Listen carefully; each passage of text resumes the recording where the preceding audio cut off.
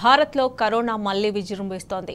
గడిచిన 24 గంటల్లో కొత్తగా 692 పాజిటివ్ కేసులు నమోదయ్యాయి. దేశంలో కొత్తగా నమోదైన కేసులతో కలిసి యాక్టివ్ కేసుల సంఖ్య 4097కు చేరింది. నిన్నటికి నిన్న 6 మృతి చెందడం కలకలం రేపుతోంది.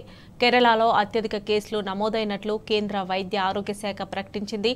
ఇటు కర్ణాటకలోనూ వైరస్ తీవ్రత పెరుగుతోంది. దీంతో కరోనా రోగులకు 7 రోజుల హోమ్ ఐసోలేషన్ తప్పనిసరి చేసింది కర్ణాటక ప్రభుత్వం. ప్రజలందరూ మాస్కులు ధరించాలని సూచించింది.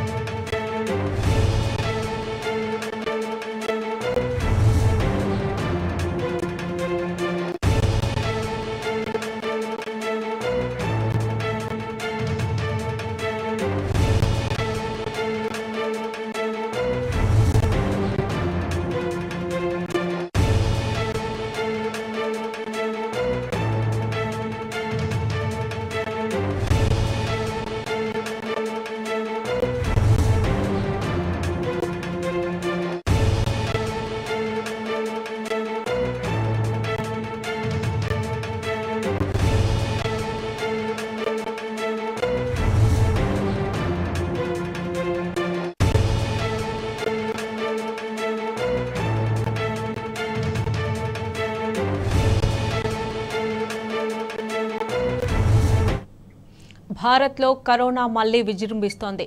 గడిచిన 24 గంటల్లో కొత్తగా 692 పాజిటివ్ కేసులు నమోదయ్యాయి.